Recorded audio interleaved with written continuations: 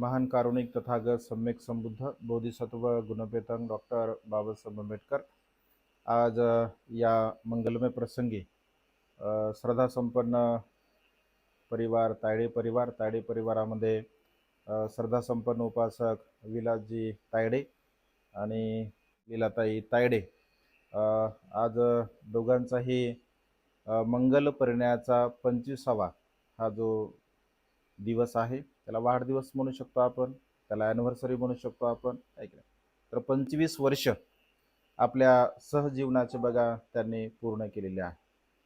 संसारामध्ये जीवन जगत असताना हा जो 25 वर्षाचा जो टप्पा आहे तर तो अत्यंत महत्त्वपूर्ण आहे. ऐकलं म्हणजे संसारामध्ये सोबत राहून संसारामध्ये आपण एक चांगल्या प्रकारचं सुखपूर्वक जीवन जगणे, एकदा 25 वर्ष 75 वर्ष 100 वर्ष अशा प्रकारचं जीवन जगतात. खरं तर मनुष्याच्या जीवनामध्ये म्हणजे विशेष रूपाने ग्रस्त लोकांच्या जीवनामध्ये हा एक अत्यंत महत्त्वपूर्ण हा एक सुखाचा क्षण असतो. कारण भगवंत असे म्हणतात की सर्वच लोक समान रूपाने सुखपूर्वकच जीवन जगतील असं बिलकुल नाही. कधी कधी बघा पहिली ॲनिव्हर्सरी सुद्धा लोकांची होत नाही. जसं उदाहरण जर आपण आजचं घेतलं तर अगदी तसंच आपण पाहू शकतो आहे की नाही. 1 वर्ष सुद्धा बघा म्हणजे लग्नाला झालं नाही आणि दोघांचा संसार म्हणजे पूर्णपणे उद्ध्वस्त झाला, नष्ट झाला आहे की. कधी कधी 1 वर्ष 2 वर्ष 6 महिने सुद्धा लोकांच्या जीवनामध्ये हे सुख प्राप्त होत नाही. 25 वर्षाचा हा जो टप्पा आहे तर 25 वर्षाचा टप्पा आपण म्हणजे पूर्णपणे पार केला आणि भविष्यामध्ये सुद्धा अत्यंत सुखपूर्वक आपलं हे सांसारिक जीवन आपण जगावं अशा प्रकारची एक मंगलकामना, शुभकामना, आशीर्वाद बुद्ध वचनाच्या द्वारा तुम्हा सर्वांच्या प्रती विशेष रूपाने तायडे परिवारांच्या प्रती आपण केलेला आहे. भगवंत असे म्हणतात की हे खूप मोठं पुण्यकर्म आहे आपलं, हे मोठं खूप कुशल कर्म आहे की समान विचाराचे पती पत्नी लाभणं ही अनंत आणि असीम पुण्याची गोष्ट आहे. अनंत पुण्य आहे. म्हणजे संसारामध्ये दोघंही सारखे असणं, विशेष रूपाने काही गुणामध्ये भगवंतांनी म्हटलं आहे. जसं शील पालनामध्ये समान असणं दुर्लभ गोष्ट आहे. दान कर्म करण्यामध्ये समान असणं दुर्लभ गोष्ट आहे. प्रज्ञेमध्ये समान असणं दुर्लभ गोष्ट आहे. म्हणजे दान कर्म करताना सुद्धा समान भाव आपल्या चित्तामध्ये उत्पन्न होणे, शील पालन करत असताना सुद्धा समान भाव आपल्या चित्तामध्ये उत्पन्न होणे आणि प्रज्ञा भावनेमध्ये सुद्धा म्हणजे धम्माचं आचरण करत असताना, धम्माचं अनुसरण करत असताना समान विचार उत्पन्न होणे किंवा समान विचाराचे पती पत्नी असणं अत्यंत दुर्लभ अशी गोष्ट आहे. भगवंत असे म्हणतात की नेहमी भगवंत ग्रस्त लोकांना उदाहरण देत असताना नकुल माता आणि नकुल पिताचं उदाहरण देत असत. एक म्हणजे नकुल माता नकुल पिता बौद्ध साहित्यामध्ये अत्यंत प्रसिद्ध असं जोडपं आहे. भगवंत असे म्हणतात की या संसारामध्ये जीवन जगत असताना नकुल माता आणि नकुल पिता यांचा आदर्श आपल्या समोर असला पाहिजे. मग त्यांचा आदर्श का असला पाहिजे, कशासाठी असला पाहिजे, तर ते दोघही पती पत्नी समान शीलवान होते, जे समान शीलाचं ते आचरण करत असत, समान दान पुण्य करत असत, समान प्रज्ञेचा ते अभ्यास करत असत. म्हणजे मानवी जीवनामध्ये जसं सिद्धार्थ बोधिसत्वाच्या संदर्भामध्ये आणि माता यशोधरेच्या संदर्भामध्ये जर आपण विचार केला तर ते समान शीलवान होते, समान शीलवान होते, समान गुणवान होते, समान प्रज्ञावान होते, समान श्रद्धावान होते. आणि भगवंत असे म्हणतात की यशोधरासारखी पत्नी माझ्या जीवनामध्ये लाभणं हे माझ्या जीवनातील अनंत असीम पुण्याचं ते फळ आहे. कारण समान रूपाचे पती पत्नी लाभणं अत्यंत दुर्लभ अशी गोष्ट आहे असं भगवंतांनी म्हटलं आहे. हे पुण्याचा भाग असतो आपल्या. म्हणजे आपण कधी कधी बघा वर्तमान काळातले सुद्धा कुशल कर्म आपले पुण्यकर्म असतात आणि कधी कधी पूर्वकर्म सुद्धा आपले असतात. जसं आता व्यवहारामध्ये लोक असं म्हणतात कधी कधी बघा जोडे वरून येतं म्हणतात आहे की जोडे वरून बनलेले येतात. तर तसं काय वरून बिरून येत नाही. ते वर्तमान काळामध्ये जर समान विचाराचे दोघं असतील तर ते सुखपूर्वक जीवन जगतात. आणि कधी कधी असं होतं की पूर्वकर्म सुद्धा आपले असतात. पूर्वकर्म अत्यंत महत्वपूर्ण आहे असं भगवंतांनी म्हटलं आहे. पूर्वकर्मामुळे सुद्धा आपल्या जीवनामध्ये कोणीतरी येत असतं आणि वर्तमान काळामध्ये ते कर्म समान रूपाने आपले असतात आणि समान रूपाने ते कर्म असल्यामुळे मग एक चांगल्या प्रकारचं जीवन आपण जगू शकतो बघा. आणि त्यामुळे हे पुण्यकर्माचा भाग आहे. कारण एवढ्या वर्षापर्यंत संसारामध्ये राहणे हे सुद्धा कुशल कर्म आहे, पुण्यकर्म आहे असं भगवंतांनी म्हटलं आहे. जसं दोघेही तुम्ही सील पालन करता म्हणजे उपसत सीलधारी तुम्ही दोघेही आहात, म्हणजे सील पालन करण्यासाठी जर दोघेही समान असतील, म्हणजे उपसत सील जर समजा पती पत्नी दोघेही जर करत असतील तर तिथे अडथळा निर्माण होत नाही, बिलकुल अडथळा निर्माण होत नाही. परंतु पत्नी जर उपसत सील पालन करत असेल आणि पतीची जर इच्छा नसेल तर मात्र ते उपसतशील होऊ शकत नाही किंवा ते पूर्ण होईल याची शाश्वती देता येत नाही.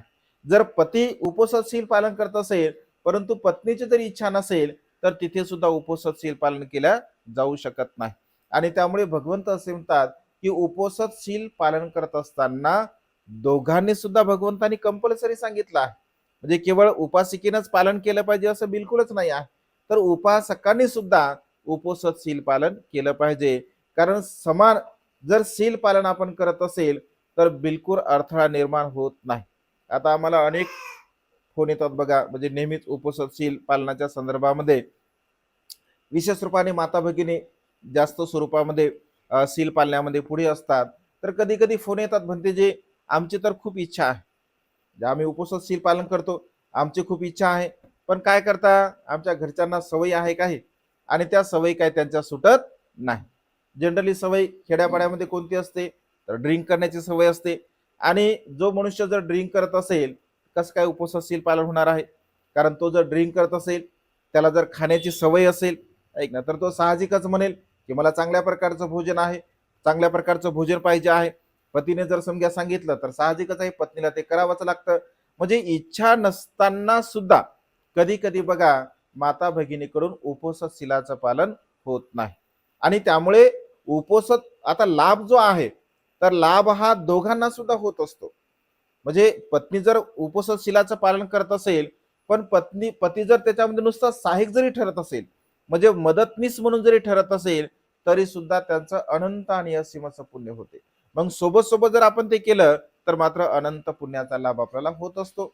दान पुण्य कर्म करण्याच्या संदर्भामध्ये सुद्धा समान चित्त आपलं असलं पाहिजे.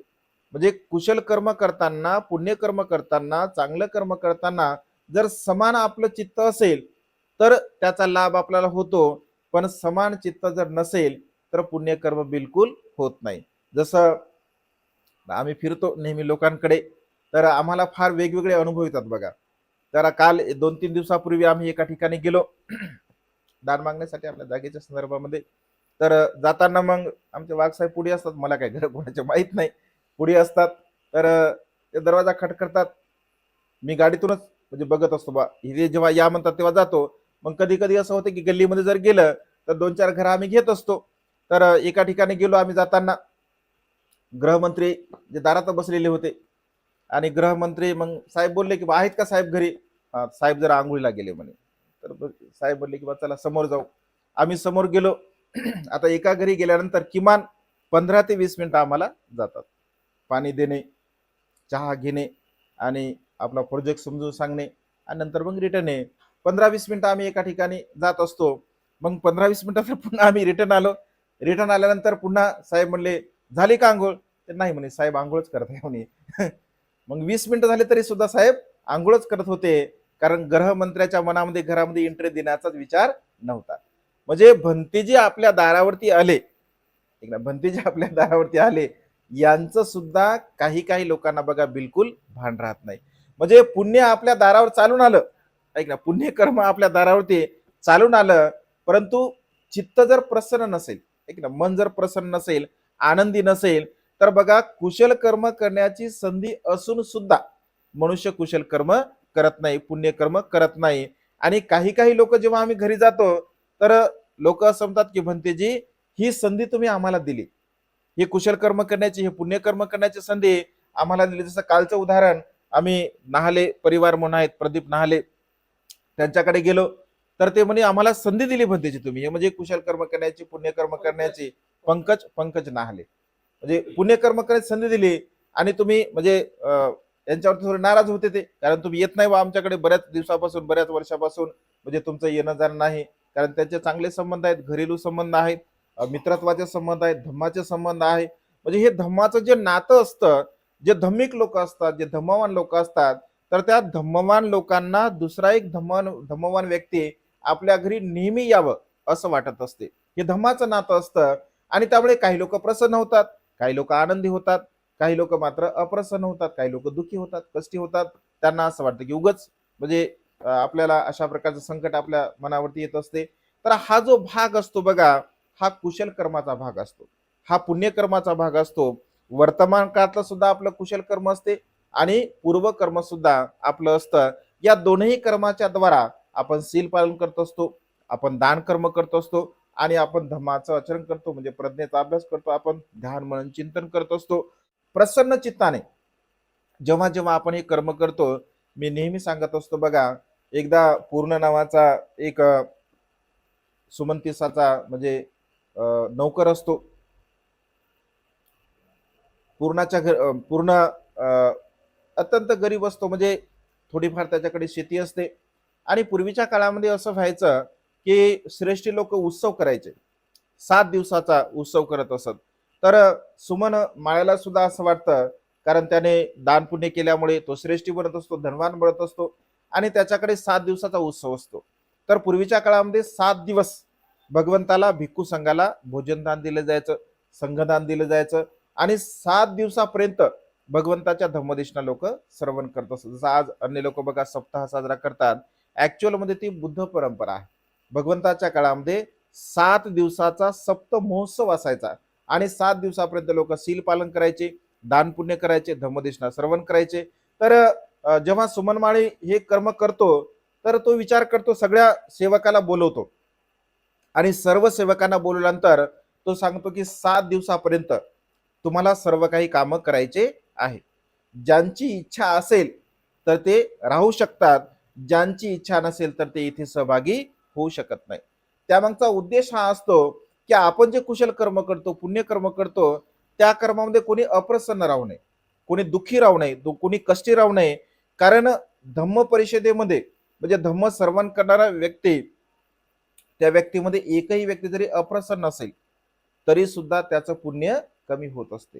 म्हणजे त्या दानदात्याचं जे पुण्य आहे तर ते कमी होते. आणि त्यामुळे असं म्हटलं आहे की ते सांगतो तेव्हा पूर्ण म्हणतो की महाराज, आम्ही तर खूप गरीब आहोत, आम्ही तर एवढं कुशल कर्म पुण्यकर्म काय करू शकत नाही. आणि त्यामुळे जर तुम्ही या 7 दिवसामध्ये जर मला एक बैल जोडी दिली तर माझ्याकडे थोडीशी शेती आहे, तर मी ती शेती नांगरेल आणि पुन्हा म्हणजे त्या शेतीमध्ये आता पावसाळा येईल तर पावसाळ्यामध्ये मी बी पेरेल, जेणेकरून मला उत्पन्न होईल. तर तो म्हणतो ठीक आहे, तुला जसं वाटेल तसं कर. तो शेतावरती जातो. शेतावरती गेल्यानंतर पत्नीला तो सांगतो की आता मी आपल्याकडे फार कमी दिवस आहे, तर मी थोडस जास्त काम करणार आहे, तर दोन्ही वेळचं भोजन तू माझ्यासाठी घेऊन ये. पत्नी म्हणते ठीक आहे, हरकत नाही, आणि घरी जाते, भोजन बनवत असते. आणि त्याच प्रसंगी सारीपुत्त जे भगवंताचे अग्रश्रावक असतात, तर ते निरोध समाधीमध्ये असतात. निरोध समाधी म्हणजे 7 दिवसाची ती समाधी भावना असते. तर 7 दिवसापर्यंत केवळ ध्यान मनन चिंतन ते करत असतात. आणि निरोध समाधी म्हणून जेव्हा ते उठतात, त्या दिवशी त्यांना दिलेलं जे दान कर्म असतं, पुण्यकर्म असतं, तर ते तात्काळ फळ देणार असते. त्याला दिठ्ठ धम्म वेदनीय कर्म असं म्हटलं आहे. 4 प्रकारचे दानाचे फळ भगवंताने सांगितले. एक दिठ्ठ धम्म वेदनीय कर्म, दुसरं उपपज्य वेदनीय कर्म, तिसरं अपरिहार्य वेदनीय कर्म आणि चौथं अहोसी कर्म. म्हणजे जे दिठ्ठधम्म वेदनीय कर्म असतं तर तात्काळ फळ देते, क्षणामध्ये कर्म पूर्ण झालं की लगेच ते फळ देत असते. उपपजे वेदनीय कर्म काही वेळानंतर फळ देत असते, 1 दिवसानंतर, 2 दिवसानंतर, 3 दिवसानंतर. अपरिहार्य वेदनीय कर्म अनेक महिन्यानंतर, अनेक वर्षानंतर ते फळ देत असतं. आणि अहोसी कर्म जे असते तर त्याचं फळ मात्र काही विशेष नसते, म्हणजे सहज ते कर्म केलं म्हणून जातं, तर त्याचं काही विशेष फळ नसते. तर जे दिठ्ठधम्म वेदनीय कर्म आहे तर तात्काळ फळ देत असते. सारीपुत्त म्हणते, विचार करतात की आजचा दिवस अत्यंत महत्वपूर्ण आहे. आज आपण नेमकं कोणाला संधी द्यावी पुण्यकर्म करण्याची, कुशल कर्म करण्याची. आणि या संपूर्ण ब्रह्मांडाचं जेव्हा ते अवलोकन करतात की आज असा कोण दानशूर व्यक्ती आहे, आज कोणाच्या चित्तामध्ये हा प्रसन्न भाव उत्पन्न होऊ शकतो की जेणेकरून ते दान पुण्य देईल. हा जो पूर्ण आहे तर पूर्ण त्यांच्या ज्ञान जाळामध्ये येत असतो. पूर्णाची मग ते विचार करतात की पूर्ण तर धार्मिक आहे, तो तर दान पुण्य करू शकतो, मग पूर्णाची पत्नी सुद्धा दान करू शकते का, असं जेव्हा ते जाणतात तर ते पाहतात की हो, पूर्णाची पत्नी सुद्धा दान पुण्य करू शकते. आणि मग ते सकाळी सकाळी पूर्ण जिथे शेत नांगरत असतो तिथे जात असतात. सारीपुत्त भन्तेला बघितल्याबरोबर पूर्णाच्या मनामध्ये अनंत श्रद्धा उत्पन्न होते आणि तो विचार करतो की अरे, एवढ्या सकाळी सकाळी भन्तेजी आपल्याकडे आले, आणि ते पण भगवंताचे अग्रश्रावक.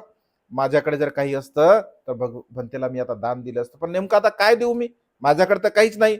परंतु भन्तेजी सकाळी सकाळी आले, त्यामुळे तो विचार करतो, हुशार असतो, तो बुद्धिमान असतो. एका झाडाची काडी तो तोडतो, ती काडी तो स्वच्छ करतो आणि ती काडी भन्तेंना तो दान करतो, दात घासण्यासाठी. कारण पूर्वीच्या काळामध्ये लोक काड्याने दात घासायचे, का लिंबाच्या काडीने दात घासले जातात, हिरड्याच्या काडीने दात घासले जातात, आवळ्याच्या काडीने दात घासले जातात, म्हणजे पूर्वीच्या काळामध्ये लोक घासत असत बघा.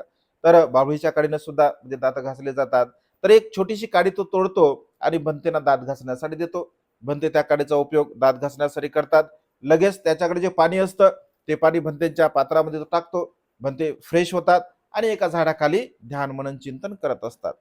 बरोबर भोजनाची वेळ होते, तर भोजनाची वेळ होत असताना भन्ते जाणतात की कदाचित होऊ शकते पूर्णाची पत्नी मला बघणार नाही आणि मग आपण गेलो पाहिजे असं त्यांना वाटतं. आणि ज्या दिशेने पूर्णाची पत्नी भोजन घेऊन येत असते, अगदी त्या दिशेनं सारीपुत्त भन्ते जात असतात. ती तिकून भोजन घेऊन येते घाईघाईमध्ये की आपल्या पतीला आता भूक लागलेली आहे, आपण भोजन दिलं पाहिजे. आणि जेव्हा ती सारीपुत्त भन्तेंना पाहते की सारीपुत्त भन्ते तिकून येत आहेत, एका क्षणामध्ये तिच्या चित्तामध्ये भाव उत्पन्न होतो की अरे, कारण दान देण्यासाठी भगवंताने 3 गोष्टी सांगितल्या. एक तर आपल्या मनामध्ये श्रद्धा असली पाहिजे, दुसरी गोष्ट आपल्याकडे वस्तू असली पाहिजे आणि तिसरी गोष्ट घेणारा योग्य व्यक्ती असला पाहिजे. ती विचार करते की अरे, माझ्या आपण तर फार गरीब आहोत, कधीतरी आपल्याला पुण्यकर्माकडे संधी प्राप्त होते. आज मात्र आपल्याकडे भोजन तयार आहे, भोजन तर आपण बनवलेलं आहे, आज भोजन तयार आहे, आपल्या मनामध्ये भाव पण उत्पन्न झाला आणि भगवंताचे अग्रश्रावक सारीपुत्तासारखे महान भिक्खू आपल्या समोर आहेत, ही संधी मात्र आपण सोडली नाही पाहिजे. लगेच ती भन्तेंना थांबवते. ती म्हणते, भन्ते, आमच्या हितासाठी, सुखासाठी, कल्याणासाठी आपण आमच्या भोजनाचा स्वीकार करावा. भन्ते लगेच थांबतात, लगे पात्र बाजूला करतात आणि अर्ध भोजन जेव्हा ती पात्रामध्ये पडत असते, तर अर्ध भोजन पडल्याबरोबर भन्ते असा हात करतात. तेव्हा पूर्णची पत्नी हुशार असते, बुद्धिमान असते, ती म्हणते, भन्ते नाही, भन्ते हे भोजन फक्त एका व्यक्तीचं आहे, भन्ते आमचं पुण्यकर्म होऊ द्या, आमचं कुशल कर्म होऊ द्या, कारण ही संधी आम्हाला पुन्हा पुन्हा लाभेल काय सांगता येत नाही. आज माझ्या चित्तामध्ये श्रद्धा आहे, आज भोजन सुद्धा आहे आणि आपल्यासारखे महापंडित भिक्खू भगवंताचे अग्रश्रावक, भोजनाची संधी एवढी मोठी महान पुण्याची संधी आहे, तर भन्ते सर्वच्या सर्व भोजन तुम्ही स्वीकारा. आणि सर्वच्या सर्व भोजन ती बघा पात्रामध्ये टाकते आणि म्हणते की भन्ते, आम्ही हे जे काही दुःख भोगत आहोत, या सर्व प्रकारच्या भौतिक दुःखाला आणि आध्यात्मिक दुःखाला म्हणजे पूर्णतः आम्ही नष्ट करावे, अशा प्रकारची मंगलमैत्री करा, अशा प्रकारचा आशीर्वाद द्या. भन्ते जाणतात की यांचं पुण्यकर्म आहे का, कुशल कर्म आहे का, आणि आपल्या ज्ञानाने जाणल्यानंतर भगवंत असे भन्ते असं म्हणतात की तुमचं मनोरथ पूर्ण हो, तुमच्या इच्छा आकांक्षा पूर्ण हो, आणि भन्ते तिथून निघून जातात. त्यानंतर मग ते एका क्षणामध्ये, आता हे कर्म तर पूर्ण झालं, एका क्षणामध्ये पुन्हा तिच्या मनामध्ये दुसरा विचार येतो की अरे, आता तर आपल्या पतीला भोजन आपल्याला बनवायचं आहे. मग पुन्हा ती घरी जाते, घाईघाईमध्ये भोजन बनवते. आता साहजिकच आहे, तिला उशीर होतो आणि उशीर होत असताना मग ती त्याच विचारामध्ये येत असते की पती काय बोलतील का, पती काय रागावतील का, जर पती मला काही बोलले, अपशब्द बोलले, रागावले, तर मी एवढ्या श्रद्धेनं जे आज पुण्यकर्म केलं तर त्याचा काही लाभ होणार नाही माझा, असा भाव तिच्या चित्तामध्ये उत्पन्न होतो आणि दुरूनच शेतावरती येते आणि बांधावरती उभी राहते. इकडं पूर्ण मात्र थकून गेला असतो, कारण भुकेची वेळ निघून गेली असते, काम केलेलं असतं, मेहनत केली असते, तर तो झाडाखाली बैलांना सोडून म्हणजे बसलेला असतो वेळ अधिक झाल्यामुळे. आणि जेव्हा पूर्णची पत्नी बांधावरती येते आणि बांधावरून मग आवाज देते, तिला असं वाटतं काही बोलू नये, पतीला आवाज देते आणि पतीला मोठ्याने ती बोलते, म्हणजे स्वामी, फक्त आजच्या दिवस मला उशीर का झाला हे मी तुम्हाला सांगणारच आहे, परंतु तुम्ही बिलकुल रागावू नका, तुम्ही बिलकुल तुमच्या चित्तामध्ये अकुशल विचार उत्पन्न होऊ देऊ नका, तुम्ही मला अपशब्द सुद्धा बोलू नका, तुम्ही प्रेमाने, मी जसं तुमच्या जवळ येईल तेव्हा सर्व काही मी तुम्हाला सांगेल. पूर्ण थकलेला असतो, तो म्हणतो ये मी तुला काही बोलणार नाही, कारण याचा ऑलरेडी चित्त प्रसन्न असते. कारण सारीपुत्र म्हणते नाही दान पुण्य केलेलं असतं, काडी दिलेली असते दान, पाणी दिलेलं दान असतं आणि त्याचं चित्त प्रसन्न असते. तर तो म्हणतो मी तुला काही रागावणार नाही, तू लवकर येऊन जा. आणि मग ती जवळ जाते आणि जवळ गेल्यानंतर पूर्णच्या चित्तामध्ये मी जो प्रसंग म्हणजे सकाळचा जो प्रसंग झाला, मी म्हणतेना काळी दान दिली, मी म्हणतेना पाणी दान दिलं, ही गोष्ट कधी कधी मी माझ्या पत्नीला सांगू, असं त्याच्या चित्तामध्ये भाव उत्पन्न होत असतो. दुसरं पूर्णच्या पत्नीच्या चित्तामध्ये असा विचार उत्पन्न होतो की मी म्हणतेना दान पुण्य दिलं, ही गोष्ट मी कधी कधी माझ्या पतीला सांगू. म्हणजे दोघांच्या चित्ताची अवस्था अशी होती की कधी आपण ही गोष्ट सांगावी. तर पूर्ण असं म्हणतो की मी तुला एक गोष्ट सांगणार आहे. पत्नी सुद्धा म्हणते मी तुम्हाला सुद्धा एक गोष्ट सांगणार आहे. तर पत्नी असं म्हणते की तुम्ही माझे स्वामी आहात, तर त्यामुळे पहिला अधिकार हा तुमचा आहे.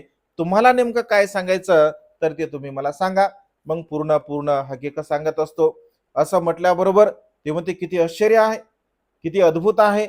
अगदी सारीपुत्त भंते सुद्धा मला भेटले आणि मी सारीपुत्त भंतेंना सर्वच्या सर्व भोजन दान दिलं. असं म्हटल्याबरोबर पूर्णच एकदम त्याला हर्ष होतो, एकदम आनंद होतो आणि तो म्हणतो भार्या तू खरंच किती पुण्यवान आहे, तू खरंच किती सद्गुणी आहे. म्हणजे हे जे तू दान पुण्य केलं, जणू माझ्या चित्तातील विचार तू जाणला. म्हणजे माझ्या चित्तामध्ये हा सकाळी विचार उत्पन्न झाला होता, जणू माझं चित्त तू ओळखलं, पाहिलं आणि ते कर्म तू पूर्ण केलं. साधू साधू बघा तो साधुवाद देतो आणि दोघही प्रसन्न चित्ताने त्या ठिकाणी भोजन करत असतात. थोडा वेळ आराम करतात. थोडा वेळ आराम केल्यानंतर असं म्हटलं आहे साहित्यामध्ये, असा उल्लेख आहे, कधी कधी आपल्या मनामध्ये लोकांच्या मनामध्ये शंका कुशंका सुद्धा उत्पन्न होऊ शकते.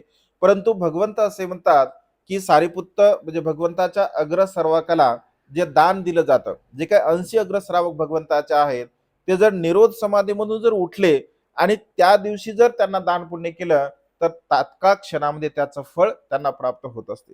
सम्यक संबुद्धाला जर निरोध समाधीमधून उठल्यानंतर जर दान पुण्य दिलं किंवा सम्यक संबुद्धाला संकल्पयुक्त जरी दान दिलं तरी समान रूपाने फळ प्राप्त होत असते. आणि त्यामुळे ते झोपी जातात. आणि असं म्हटलं आहे साहित्यामध्ये, असा उल्लेख आहे की पूर्णने जेवढी काही जमीन नांगरलेली असते, असं म्हटलं आहे की ती पूर्णच्या पूर्ण सुवर्णमय भूमी बनत असते. जेव्हा ते उठतात आणि ते पाहतात की तो म्हणतो की भार्या मी हे जे बघत आहे ते तू सुद्धा बघत आहे का? ती म्हणते मी सुद्धा बघत आहे. आणि असं म्हटलं आहे की ज्या पात्रामध्ये ते भोजन आणलेलं असतं तर त्या पात्रामध्ये ते ते सुवर्ण ते टाकत असतात. राजाकडे जातात आणि राजाला सांगतात की अशा अशा प्रकारची घटना घडलेली आहे. राजा बिंबिसार हुशार असतो, बुद्धिमान असतो. तो म्हणतो की तुम्ही काय कर्म केलं आज, तुम्ही कोणतं कर्म केलं? तर ते सर्व सांगतात आणि ते म्हणतात की सारीपुत्त भंतेना तुम्ही भोजन दिल्यामुळे हा सर्व काही तुम्हाला लाभ झाला आहे. म्हणजे दिठ्ठ धम्म वेदनीय कम तात्काळ तुम्हाला त्याचं फळ म्हणजे प्राप्त झालेलं आहे.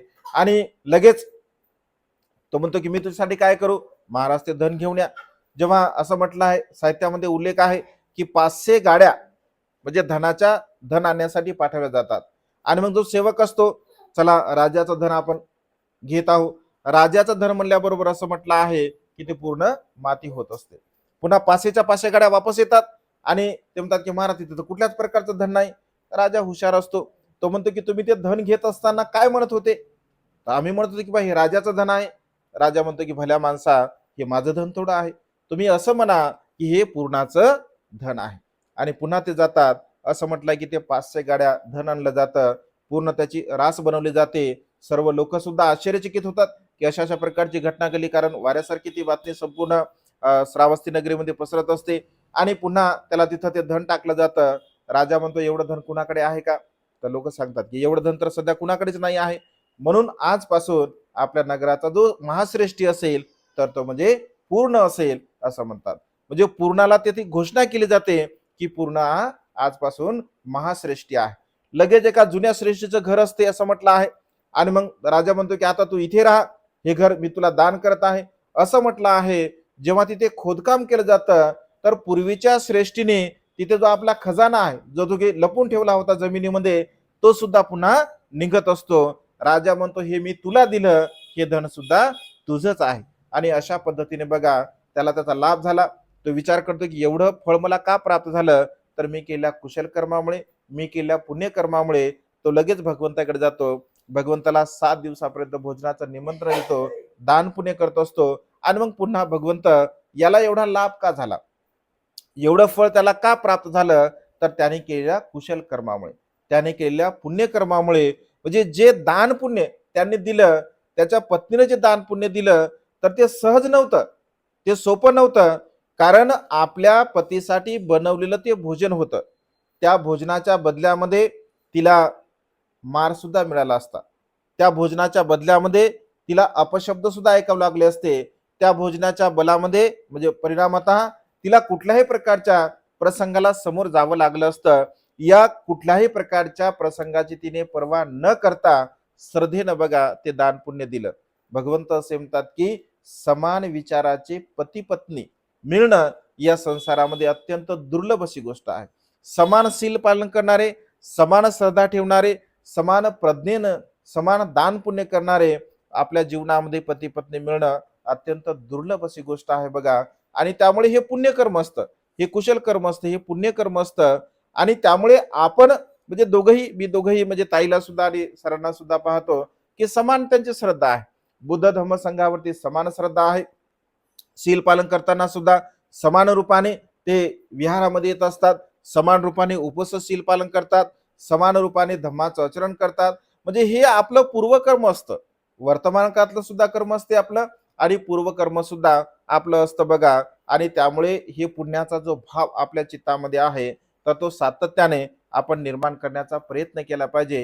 हे जेव्हा जेव्हा ही संधी आपल्याला प्राप्त होत असते कुशल कर्म, पुण्यकर्म करण्याची, चांगली कर्म करण्याची. कारण भगवंत असे की जीवन फार क्षणभंगूर आहे, जीवन फार अल्प आहे. केव्हा कधी कुठे काय होईल हे सांगू शकत नाही आपण.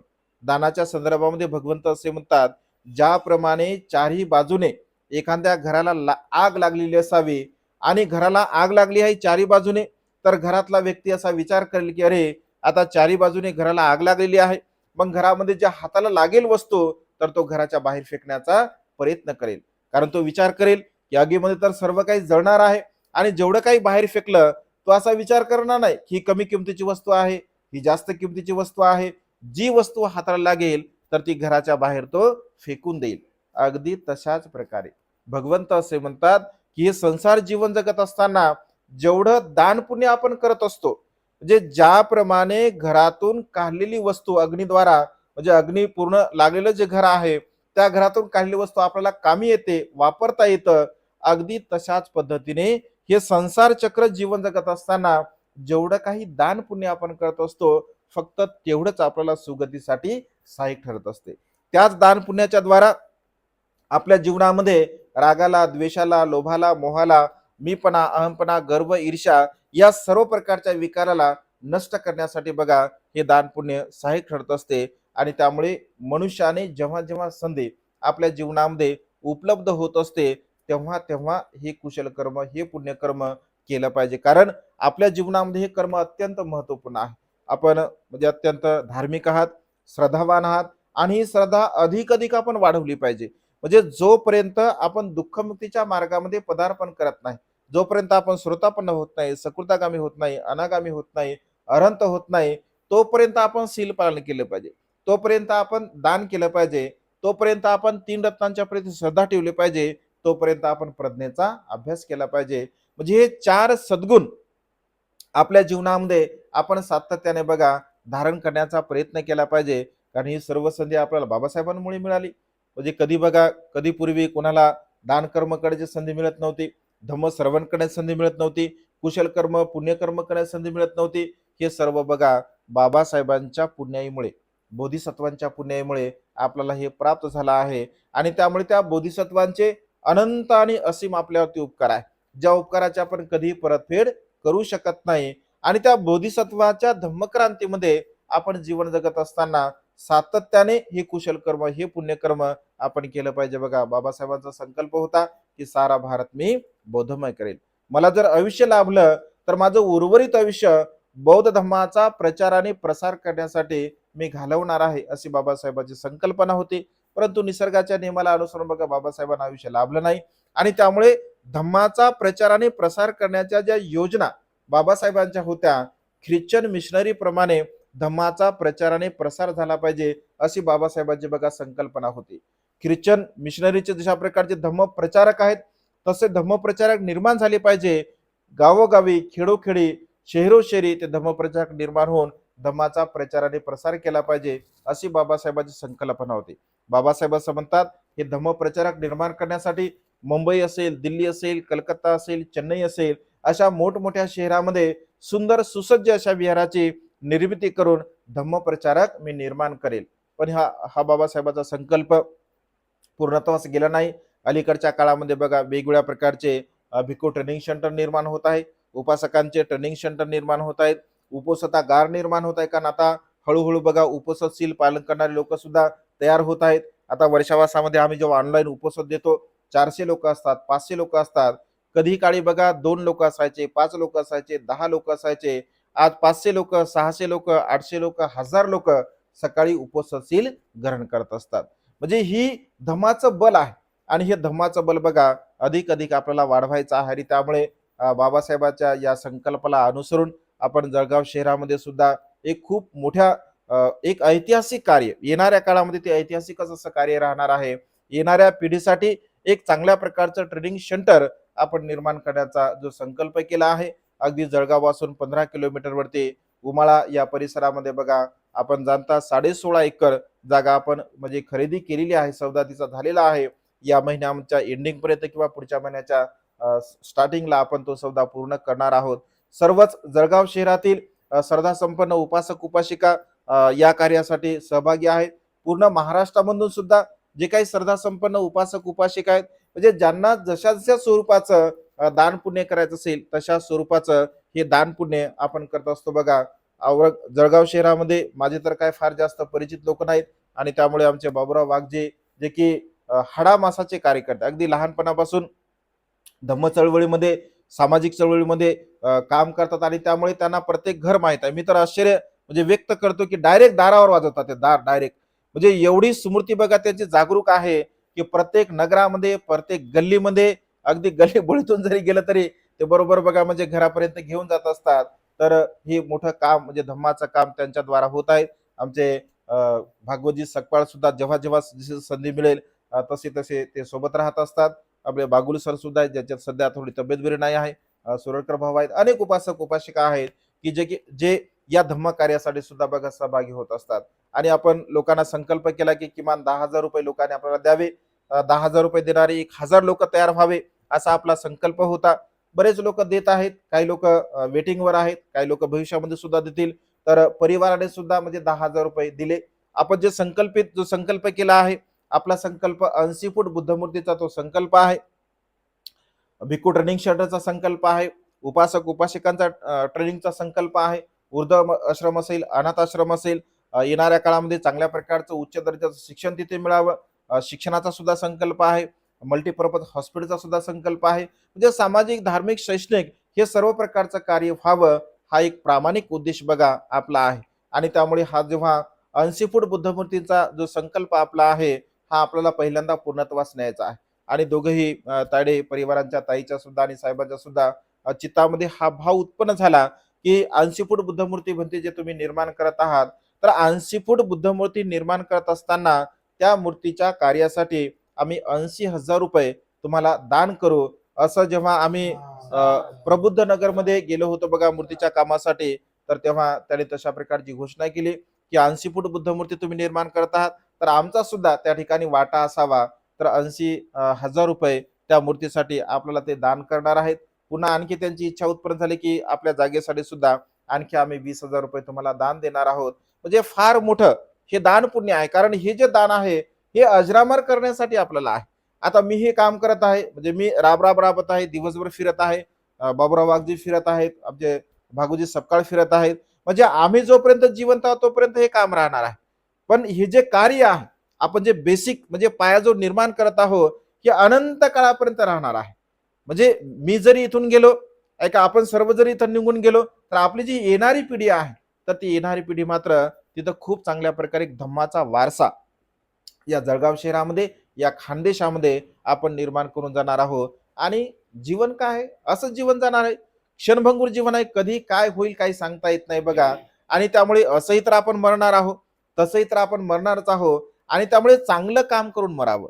ऐक ना, चांगलं काम करून म्हणजे भगवंत असे म्हणतात की आपण किती वर्ष जीवन जगलो याला विशेष महत्व नाही, तर कशा पद्धतीने आपण जीवन जगलो याला विशेष महत्व आहे बघा. आणि त्यामुळे आपण जे काम करत आहोत, आपल्याला अल्पायुष्य जरी लाभलं असेल, आपल्याला दीर्घायुष्य जरी लाभलं असेल, तरी सुद्धा मात्र एक बाबासाहेबांच्या धम्मक्रांतीला आपण समर्पित करून हे जे काम करत आहोत, हे दान पुण्य करत आहोत, तर हे दान पुण्य आपल्याला अजरामर करण्यासाठी म्हणजे सहाय्यक ठरणार आहे. निब्बाणगामी अवस्था प्राप्त करण्यासाठी हे दान पुण्य आपल्याला सहाय्यक ठरणार आहे. आणि त्यामुळे तायडे परिवारांचा खूप मोठा संकल्प आहे.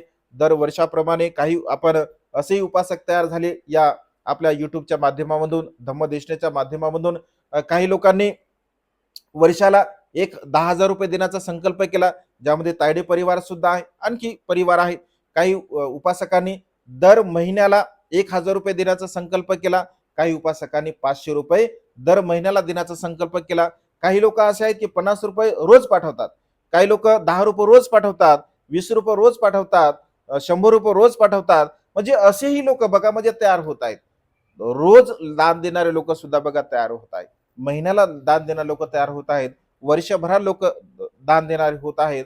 म्हणजे बाबासाहेबांच्या धम्मक्रांतीला गतिमान करण्यासाठी हे आपलं मोठं पुण्य आहे, हे मोठं कुशल कर्म आहे. आणि त्यामुळे तायडे परिवारांचा फार मोठा यामध्ये वाटा आहे. हे नक्कीच आपलं कुशल कर्म आहे, हे पुण्यकर्म आहे. आपल्यासारखे अनेक उपासक या धम्मकार्यामध्ये जुळणार आहेत. हळूहळू हळूहळू लोक तशा प्रकारचे तयार होत आहेत.